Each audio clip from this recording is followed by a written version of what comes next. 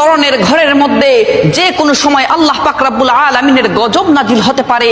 এই 3 ধরনের ঘরকে আল্লাহ পাক রব্বুল আলামিন বড় অপছন্দ করে থাকেন। 1 নাম্বার হচ্ছে যেই ঘরের মধ্যে নারীর আওয়াজ পুরুষের তুলনায় উচ্চ হয়ে থাকে, সেই ঘরের মধ্যে প্রতিদিন 70,000 ফেরেশতা লানত পাঠিয়ে থাকে। 2 নম্বর হচ্ছে যেই ঘরের মধ্যে অন্যের হকের মারা টাকা জমা থাকে আর সেই টাকা দিয়ে সংসার চলে, ওই ঘরের মধ্যে যে কোনো সময় আল্লাহ পাক রব্বুল আলামিনের গজব নাজিল হতে পারে। আর 3 নম্বর হচ্ছে হযরত জিবরাইল আলাইহিস সালাম বলেন, যেই ঘরের মানুষরা মেহমান আসলে অখুশি হয়, ওই ঘরের মধ্যে যে কোনো সময় আল্লাহর গজব নাজিল হতে পারে। যদিও নামাজ পড়া হয় ওই ঘরের মধ্যে, ফেরেশতারা সওয়াব লেখেন না, নামাজের সওয়াব লেখেন না। নাউজুবিল্লাহ। আল্লাহ পাক রব্বুল আলামিন এই 3 ধরনের বৈশিষ্ট্য থেকে আমাদেরকে যেন জান চলে গেলে চলে যাক, আমি রোজা ভাঙবো না। তৃষ্ণায় জিহ্বা বের হলে হয়ে যাক, আমি রোজা ভাঙবো না। রব বলে যে আমি তো এটাই দেখতে চাই, আমার বান্দা খুশি মনে আমার জন্য ত্যাগ দিতেই থাকবে, আমি আল্লাহ তাকে নিয়ামত বাড়াই দিতেই থাকবো। সুবহান। এ মাকে কেন সন্তানের সামনে ওষুধের জন্য ভিক্ষার হাত পাততে হয়? একবার উত্তর দিতে পারেন? কেন 6 মাস বড় ছেলের কাছে, কেন 6 মাস মেজো ছেলের কাছে মাকে ডাকতে হয়? মায়ের পায়ের নিচে তো জান্নাত। জান্নাত তো বড়রও দরকার, মেজরও দরকার, সেজরও দরকার, ছোটরও দরকার, 5 নম্বরও দরকার, 10 নম্বর সন্তানের দরকার। কথা বলেন ঠিক কিনা? শোনো, টাকার জুড়ে কবরের উপরটা ফুলের বাগান করা যায়, টাকার জুড়ে কবরের উপরটা ফুলের বাগান করা যায়, কিন্তু কবরের ভিতরটা ফুলের বাগান করতে ঈমান আমলের প্রয়োজন হয়। ওই কবরে তোমার টাকার জোর চলবে না, ওই কবরে তোমার ক্ষমতার জোর চলবে না, ওই কবরে তোমার রেপুটেশন কি সেটা দেখা হবে না। ওই কবরে দেখা হবে একটা জিনিস, সেটা হচ্ছে তোমার ঈমান এবং আমলের ওজন কত। ফেরেশতা বলে, মাওলা ফজরের নামাজ সে পড়ে নাই, খাবার দিচ্ছ কেন? রব বলে, বান্দাটা তো আমার। আরে জন্মদাত্রী মা যদি 1000 ভুল করার পরও সন্তানে ওই রাতের বেলা দরজাটা খুলে দেয়, বাবার চোখে যেন না পড়ে, আঘাত যেন স্বীকার করতে না হয় শুধু পেটে রাখার কারণে। ওই ফেরেশতা, আমি তো আমার বান্দাকে নিজের কুদরতি হুকুম দিয়ে হাত দিয়ে সৃষ্টি করেছি, মায়া করে সৃষ্টি করেছি। আমি রব চাই না আমার কোন বান্দা জাহান্নামে যাক, আমি চাই আমার প্রত্যেকটা বান্দা জান্নাতে যাক, জান্নাতের নিয়ামত নিচ্ছে। মেয়েরা যারা মাথায় কাপড় দেয় না, বিশেষ করে মেয়েরা হিজাব যারা করে না, কিয়ামতের ময়দানে এই মেয়েদের এক একটা চুল এক একটা সাপ হয়ে তার শরীরে তার মাথায় দংশন করতে থাকবে। নাউজুবিল্লাহ। বড় কঠিন বিষয় ভাই। নামাজ পড়া ফরজ, রোজা করা ফরজ, হজ করা ফরজ, যাকাত দেওয়া যেমন ফরজ, পর্দা করা ছেলেদের এবং মেয়েদের তেমনই ফরজ। মনে রাখবেন, আল্লাহ তাআলা বলেছেন, ওয়ালিয়াদরিবনা বিখুমরিহিন্না আলা জুয়ুবিহিন। মেয়েরা এমন একটা পোশাক মাথা থেকে পা পর্যন্ত ঝুলিয়ে দিবে যাতে করে তার শারীরিক আকার আকৃতি অবয়ব বোঝা না যায়। আজকে সামান্য একটু ফ্যাশন করার জন্য, নিজেকে জাহের করার জন্য, প্রেজেন্ট করার জন্য, মানুষের সামনে আমার সিল্কি চুলগুলোকে প্রকাশ করার জন্য আজকে আপনি যে পর্দার খেলাফ কাজটা করতেছেন, এই সিল্কি চুলগুলোই কিয়ামতের ময়দানে এক একটা ওই রাসেল ভাইপারের মতো আক্রমণাত্মক হয়ে যাবে। এই চুলগুলো আপনাকে মাথার উপরে দংশন করবে। কেন আমরা বুঝি না? ছেলেরা এবং মেয়েরা দুপক্ষকে পর্দা করতে হবে, চোখটাকে অবনমিত রাখতে হবে। মেয়েদের পর্দা তো পুরো শরীর, আর ছেলেদের পর্দা হচ্ছে নাভি থেকে নিয়ে হাঁটু পর্যন্ত। এই অংশটা যদি এক চুল পরিমাণ কেউ খোলা রাখে, আল্লাহর আদালতে তারা দাঁড়াইতে হবে। তো মেয়েরা মুখমণ্ডল, হাতের তালু, পায়ের পাতা এগুলো বাড়ির মধ্যে খোলা রাখতে পারে, আর বাইরে চেষ্টা করবে পুরো হিজাব মেনটেন করে তার সৌন্দর্য যাতে করে প্রদর্শন না হয়। ছেলেরাও চক্ষুকে অবনমিত রাখবে, তার লজ্জাস্থানকে ঢেকে রাখবে। এমন কোনো প্যান্ট ছেলেরাও মেয়েরা ব্যবহার করবে না যেটা জড়সড় শারীরিক আকার আকৃতি বোঝা যায়, ফিজিক্যাল স্ট্রাকচারটা বোঝা যায়। এটা সম্পূর্ণরূপে হারাম। আল্লাহ বোঝার তৌফিক দান করুন। আলহামদুলিল্লাহ, রমজান মাসের প্রথম জুম্মা পেতে যাচ্ছি। কি আমিন বলবেন না? আগামীকাল পেতে যাচ্ছি পবিত্র রমজান মাসের প্রথম জুম্মা। হে আল্লাহ, এই জুম্মার দিনের উসিলা করে আমাদের জীবনের সমস্ত গুনাহগুলোকে মাফ করে দিন।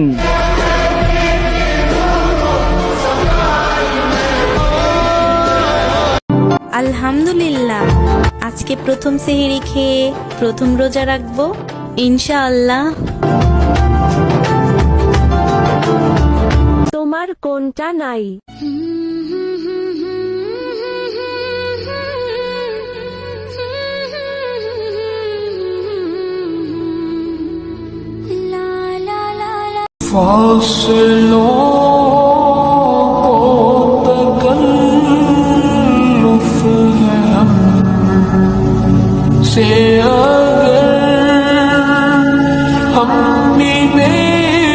মাহে রমজান সামনে, এতটা কাছে, জীবনের পরিবর্তনের একটা বড় সুযোগ।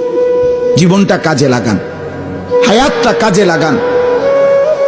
যুবক ভাই তোমরাও বদলাও, মুরব্বী বাবা আপনারাও বদলান, পর্দার আড়ালের মা বোনদেরকেও ফেরাবার চেষ্টা করেন, সবাই গুনাহ থেকে ফিরতে চেষ্টা করেন। আগামীতে তোমাদের ভোট নিয়ে কেউ ছিনিমিনি খেলুক, কেউ চুরি করুক, কেউ তোমাদের ভোট হাইজ্যাক করুক, তোমরা কি তা বরদাস্ত করবে? আমরা তোমাদেরকে কথা দিচ্ছি, তোমাদের ভোটের পাহারাদারি করার জন্য আমরাও যুবক হয়ে সেদিন তোমাদের সাথে একইভাবে লড়বো ইনশাআল্লাহ। এখন থেকে আমরা সারা দেশে জনগণের ব্যাপক ভালোবাসা দেখতে পাচ্ছি। এই ভালোবাসা ঈর্ষান্বিত হয়ে মনের জ্বালায় অনেকে আমাদের ব্যানার, ফেস্টুন, প্লেকার্ড, আমাদের পোস্টারগুলো ছিঁড়ে খান খান করে ফেলছে। বন্ধুগণ, টের পান নাই? সিহিরি খাবো, রাখবো রোজা, ডাকে দিও মায়া আমারে, সারা দিনের ক্লান্তি ভুলে সুখটা নিব ইফতারে। সিহিরি খাবো, রাখবো রোজা, ডাকে দিও মায়া আমারে, সারা দিনের ক্লান্তি ভুলে সুখটা নিব ইফতারে।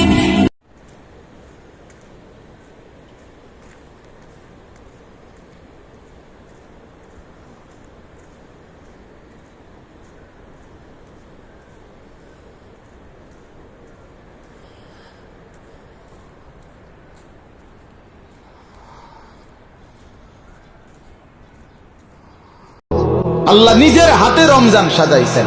আল্লাহ বলে, বান্দা শোনো আমি রমজানকে কেমনে সাজাইলাম। 1, পুরা মাস রোজা। 2, প্রতিদিন ইফতার। 3, প্রতিদিন সাহারি। 4, প্রতিদিন 20 রাকাত তারাবি। 5, শেষ দশকে এতেকাফ। 6, শেষ দশকের বেজর রাত্রিতে শবে কদর। এরপরে 7, একটা নফল একটা ফরজের সমান। 8, একটা ফরজ 70টা ফরজের সমান। 9, প্রথম দশক রহমত। 10, মাঝখানের দশক মাগফিরাত। 11, শেষ দশক জাহান্নাম থেকে মুক্তি। আল্লাহ বলেন, জান্নাতের দরজা খুলে দিলাম, জাহান্নামের দরজা বন্ধ করে দিলাম, সমস্ত শয়তানগুলোকে শেকলে বন্দী করে দিলাম, চারিদিক দিয়া গোলাইয়া সব গুছাইয়া বান্দা রাস্তা কেবল একটাই খোলা, দরজা কেবল একটাই খোলা। পুরা রমজান রাতে আসো, দিনে আসো, দুপুরে আসো, শুধু আমার গোলামি করবা, গুনাহ ছেড়ে দিবা, আর একটা দরজা দিয়েই সবাই ঢুকবা। শুধুই জান্নাত, শুধুই জান্নাত, শুধুই জান্নাত, শুধুই জান্নাত। কবর মানুষকে বলছে, হে আদম সন্তান, আমি তোমার জন্য প্রতিদিন অপেক্ষা করছি।